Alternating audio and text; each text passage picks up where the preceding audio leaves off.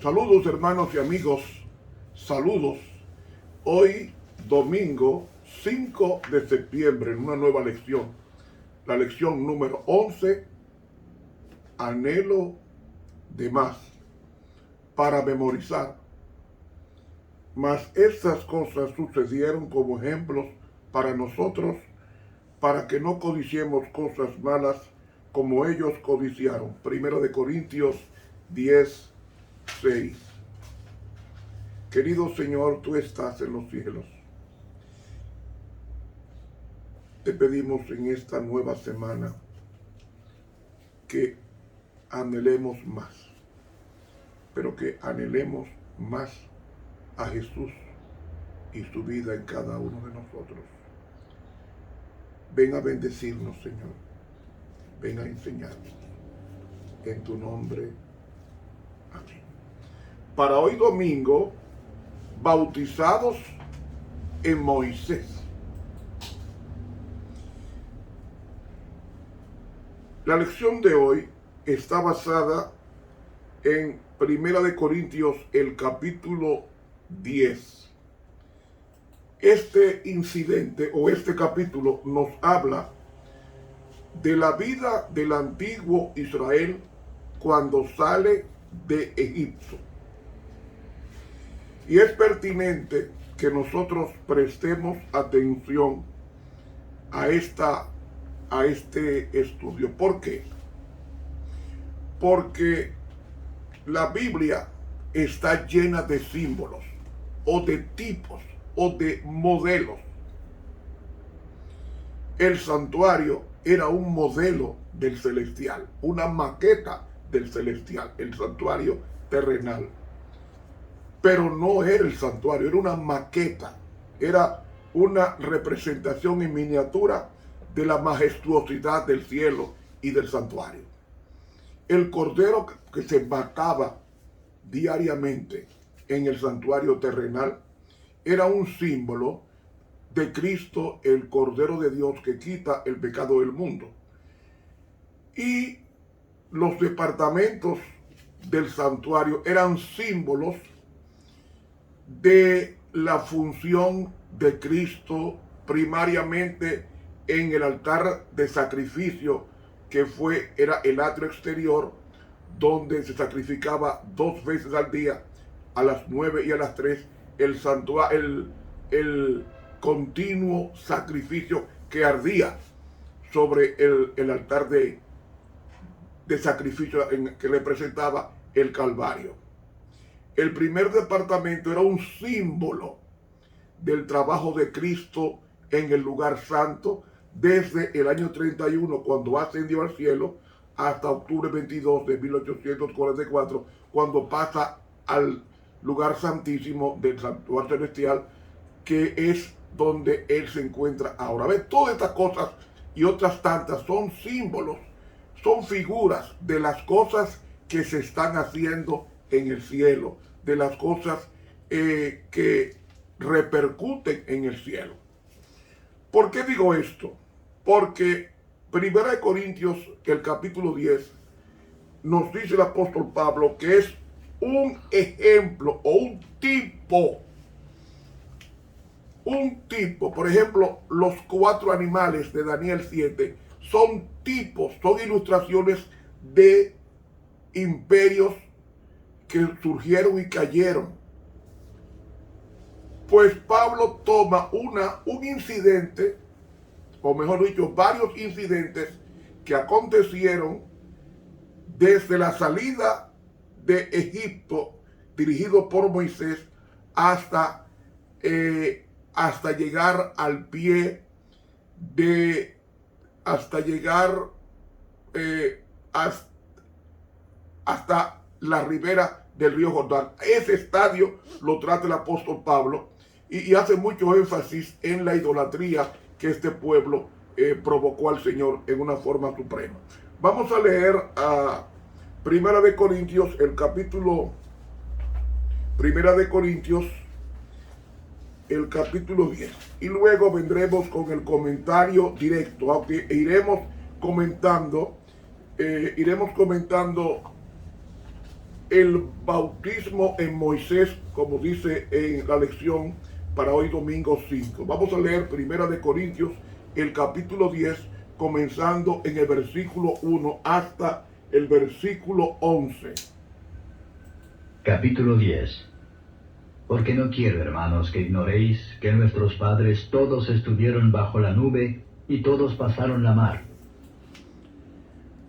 Aquí nos está hablando de la historia del pueblo de Dios cuando sale de Egipto, que se estima que eran alrededor de 2 millones de personas que salieron de Egipto, 600,000 varones, más las mujeres, más los niños. Eso hacía una población promedio de un poco más de 2 millones de personas que salieron de Egipto.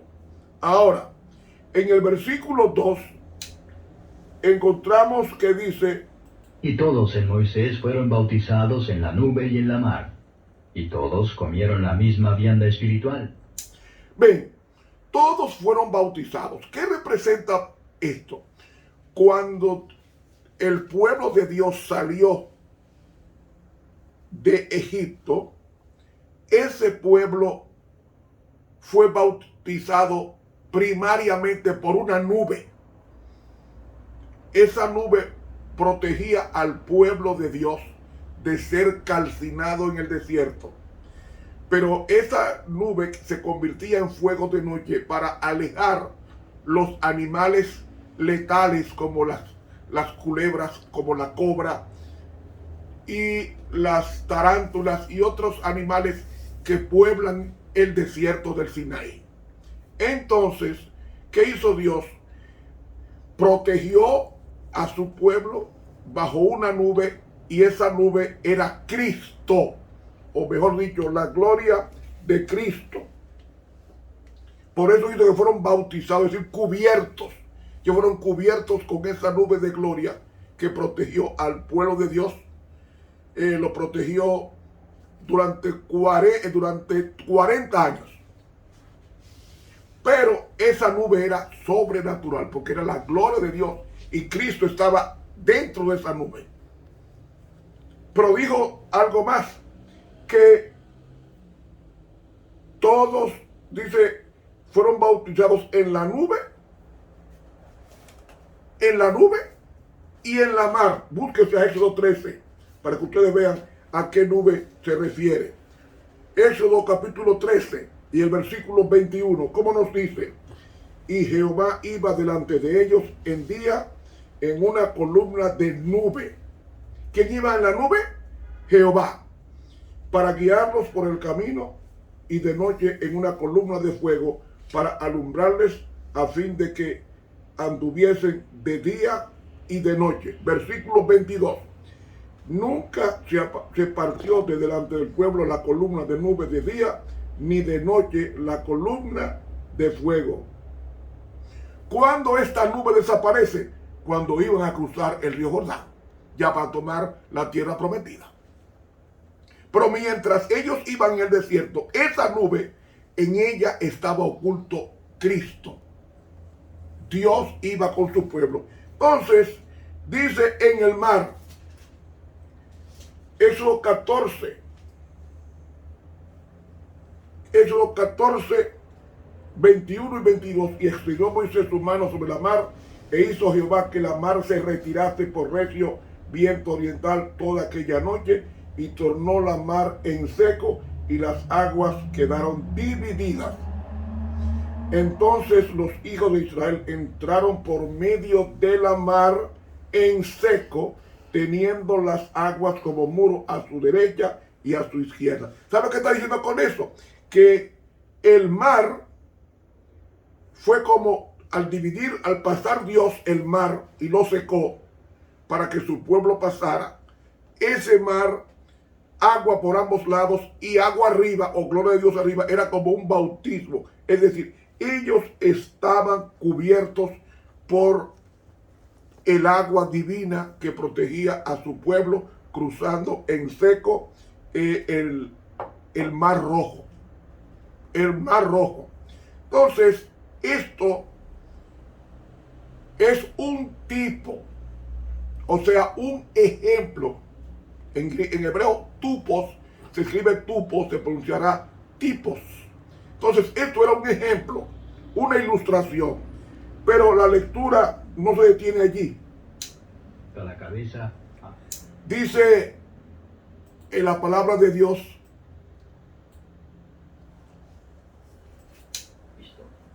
y os alabo, hermanos, que en todo os acordáis de mí y retenéis las... Capítulo 10.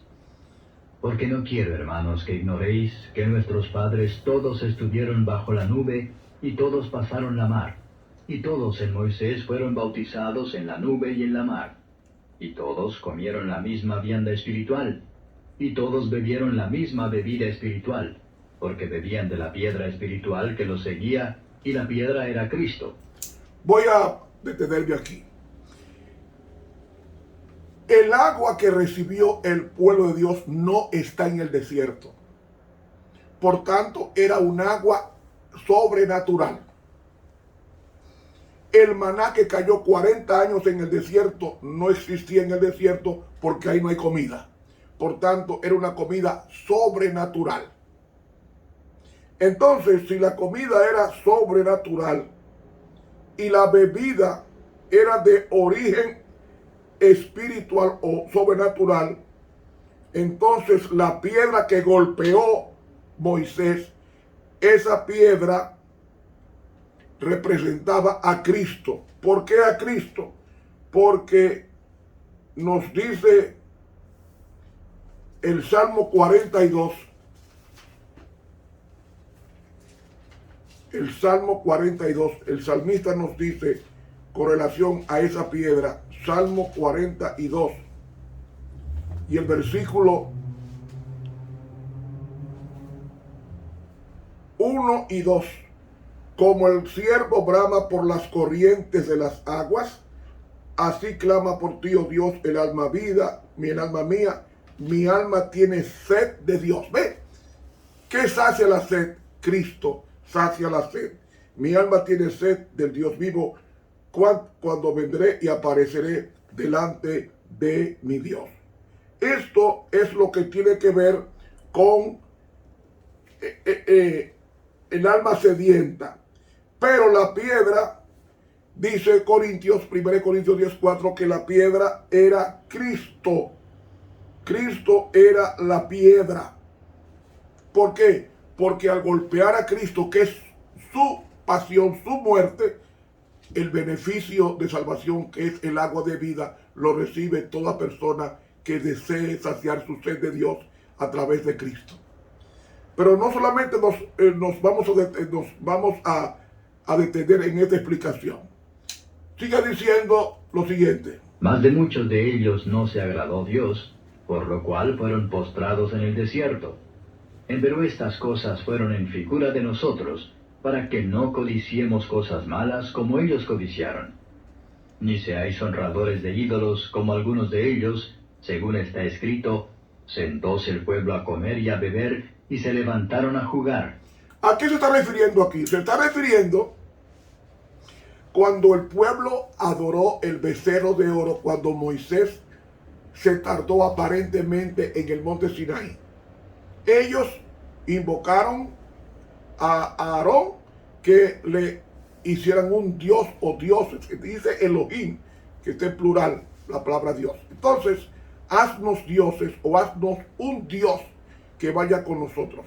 Ese Dios era Baal, que estaba simbolizado por un becerro de oro. Ese becerro de oro, ¿por qué oro? Y no plata, y no bronce.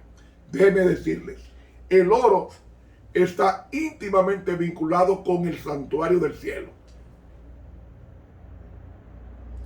El arca del pacto estaba el propiciatorio, era totalmente de oro.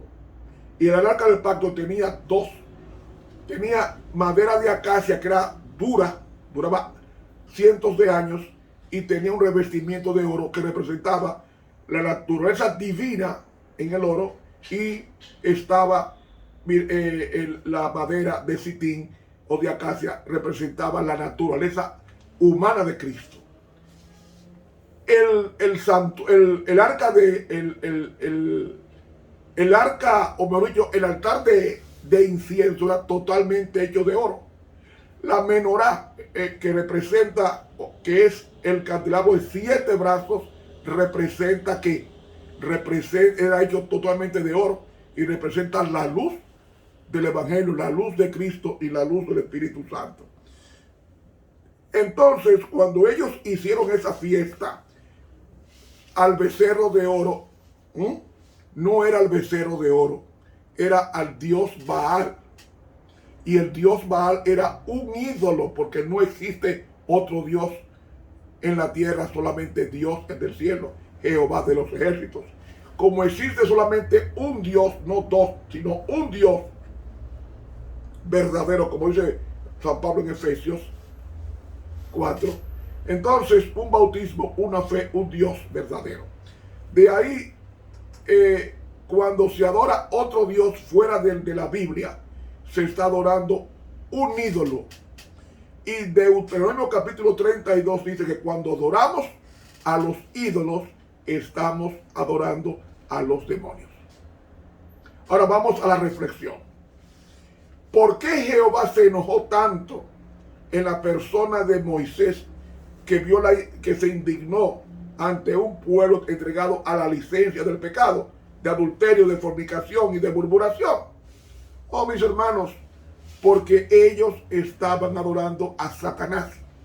No es al becerro de oro, sino a Satanás, quien estaba simbolizado, o ese pictograma de Satanás. Y déjenme decirles, atención lo que voy a decir. Cada vez, vamos a ver qué es un ídolo. Ídolo es todo aquello que disminuya nuestra relación con Dios. Lo voy a repetir. Eso está en el libro Patriarcas y Profetas, en el capítulo titulado La ley dada en el Sinaí. Dice la sierva de Dios: ídolo es todo aquello que ocupa el lugar de Dios. Es todo aquello que disminuya mi relación con Dios. Puede ser el televisor, puede ser la ropa, la presunción de la vanidad. Puede ser hasta la misma música.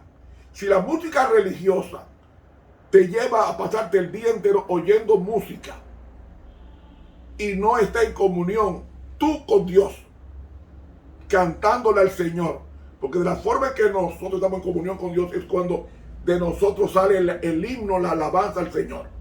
Pero si nos pasamos el día entero oyendo música religiosa y eso nos disminuye orar al Dios del cielo, ¿eso es un ídolo? Entonces, ídolo es todo aquello que disminuye nuestra relación con Dios. Ahora bien, vamos al caso. Si ídolo es todo aquello que disminuye nuestra relación con Dios, ¿a quién estamos adorando en el ídolo? Pensemos, hermanos. ¿Estamos adorando a quién? A Satanás. Todo ídolo acariciado que tengamos nosotros, toda cosa que estemos practicando en contra de la voluntad de Dios, eso es un ídolo y es una adoración indirecta a Satanás.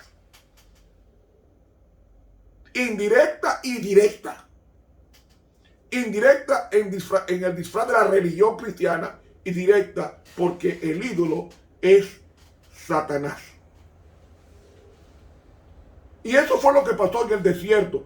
Y esto nos dice textualmente que estas cosas acontecieron como figura, como tipo, como ilustración, para que nosotros no repitamos los pecados pretéritos de este pueblo. Y estos pecados se cometieron camino a Canaán, a la Canaán terrenal. Y hoy día nosotros estamos camino a la Canaán celestial y tenemos que dejar todos esos ídolos en el desierto. Como dice el himno: mis ídolos rompe, los que antes amé, oh lávame y blanco cual nieve seré. Eso es lo que nosotros debemos de tomar siempre en cuenta. todo aquello que disminuya nuestra comunión con Dios, nuestra relación con Dios, es una adoración a Satanás. Porque no podemos servir a dos señores, dice Jesucristo. Amarás a uno y aborrecerás al otro. No podemos servir a Dios y a Mamón. Mamón es el Dios de la riqueza. No podemos servirlo, no podemos ser espirituales y materialistas.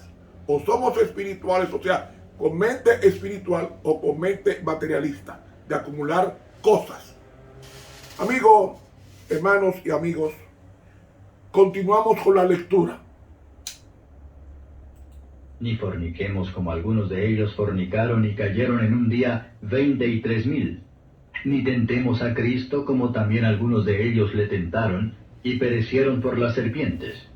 Ni murmuréis como algunos de ellos murmuraron y perecieron por el destructor. Hermanos, la iglesia a quien Pablo escribe, la iglesia de Corinto. Y la iglesia de Corinto era una iglesia, era una ciudad totalmente idólatra, licenciosa. Los pecados más corruptos, más degenerados, se cometían en Corinto. Y Pablo fue a Corinto. Y cuando se funda la iglesia cristiana, Pablo luego escribe una carta, una epístola a los corintios, porque el Espíritu Santo le reveló a Pablo que en Corinto había personas en la iglesia que todavía adoraban a los ídolos. Por eso es que dice en el griego, dice aquí, no continuéis fornicando como algunos de ellos fornicaron. No dice no fornicáis, sino está en un imperativo, dice no continuéis fornicando, porque había algunos fornicarios como miembros de iglesia. Y dice, ni tentéis a Cristo hasta lo sumo, dice el texto griego, como también algunos de ellos le tentaron y perecieron por las serpientes. Ni continuéis murmurando como algunos de ellos murmuraron y perecieron por el destructor. Hermanos, ¿por qué Dios permitió esto? Escuchen ahora porque en el versículo 11. Y estas cosas les acontecieron en figura y son escritas para nuestra admonición, en quienes los fines de los siglos han parado. ¿Ven? En quienes los fines de los siglos han parado. ¿Qué nos está diciendo Dios con esto? Mire, a veces criticamos al pueblo de Israel por estos pecados que cometieron, pero nosotros somos peores. ¿Por qué somos peores? Porque tenemos 6,000 años de luz acumulada para no repetir el pecado. ¿Y qué hacemos nosotros? Juzgamos a los israelitas de los días de Moisés, pero nosotros somos más duros que ellos porque tenemos toda la verdad revelada. Tan pronto Cristo se humanó, toda la verdad fue revelada al máximo al mundo. Es decir, si Dios juzgara a los que murieron en el desierto y me juzgara a mí, sobre mí recae mayor responsabilidad, pero yo tengo más luz que los israelitas que cayeron en el desierto. Y tú también. Y tú también. ¿Por qué? Porque hay 6,000 años de historia registrada en la palabra de Dios para que nosotros, como dice aquí el versículo 11, son escritas para nuestra admonición, advertencia, en quienes los fines de los siglos han parado. Y el versículo 12, que con eso cierra la idea, nos dice, si el que piensa estar firme, mire y qué más, y no caiga. Cito lo que dice Testimonios para la Mensaje Selecto, tomo 2, página 120. Escuche este parrafito.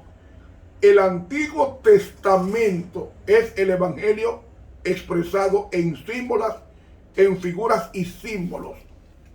Repito, el Antiguo Testamento es el Evangelio expresado en figuras y símbolos. El Nuevo Testamento es la realidad. El uno es tan esencial como el otro. el Antiguo Testamento presenta lecciones provenientes de los labios de Cristo, y esas lecciones no han perdido su fuerza en ningún detalle. Mensajes Selectos, tomo 2, página 120 de la Pluma Inspirada.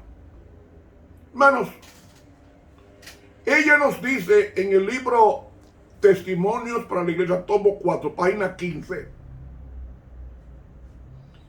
el ejemplo del antiguo Israel es dado como advertencia para el pueblo de Dios, a fin de que evite la incredulidad y escape a su vida. ¿Qué es incredulidad según el contexto? Incredulidad es rebelión a obedecer. Yo sé, yo hago lo que me da mi gana. Eso es rebelión. Eso es incredulidad. Yo tengo salud, yo sé que soy así, pero hago lo que me da mi gana. Y eso nos va a llevar a la ira divina. Dice, si las iniquidades de los hebreos hubiesen sido omitidas del relato sagrado y se hubiesen relatado solamente sus virtudes, su historia no nos habría enseñado la lección que nos enseña. Los principios de la justicia exigían una narración fiel de los acontecimientos para beneficio de todos los que hubiesen de leer el relato sagrado. En esto percibimos evidencias de la sabiduría divina. Se nos pide que obedezcamos la ley de Dios y no solo nos instruye en cuanto a la penalidad de la desobediencia, y agrega, sino que narra para nuestro beneficio y amonestación la historia de Adán y Eva en el paraíso y los tristes resultados de su desobediencia a los mandamientos de Dios. Su ejemplo nos es dado como advertencia en lo que respecta a la desobediencia, a fin de que sepamos con seguridad que la paga del pecado es la muerte, que la justicia retributiva de Dios no se evita y que Él exige de los seres que ha creado una estricta obediencia a sus mandamientos.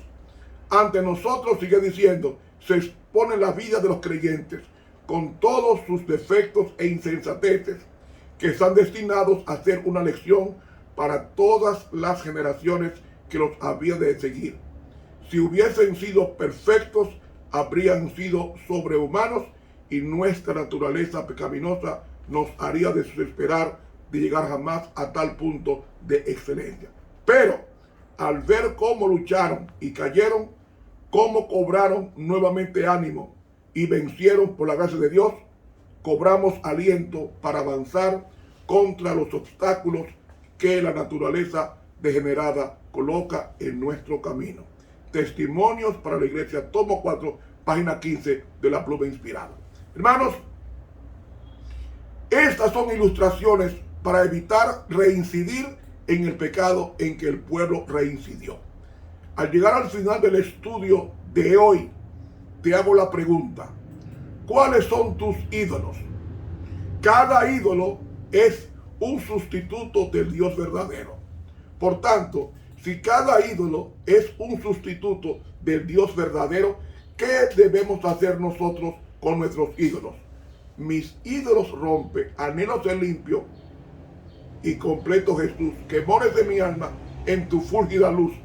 Mis ídolos rompe a los que antes amé, oh lávame y blanco, cual nieve seré, que solo así ser limpio podré, oh lávame tú y cual nieve seré. Esos ídolos, repito, es todo aquello que disminuya nuestra relación con Dios. Y si hay algo que disminuye esa relación con Dios, ya sea película de violencia, ya sea película de sexo, ya sea película de robo, estas cosas disminuyen nuestra relación con Dios. Entonces, rompamos estos ídolos, y Cristo es capaz de romper estos ídolos, porque en los ídolos, cuando los adoramos, estamos adorando a Satanás. Te pregunto en una forma escrutadora y personal, ¿cuáles son tus ídolos? ¿Cuáles son mis ídolos? Pidámosle a Dios que nos ayude a poder vivir conforme a la luz recibida. Que Dios nos bendiga. Te habló el profesor Ramón Romero.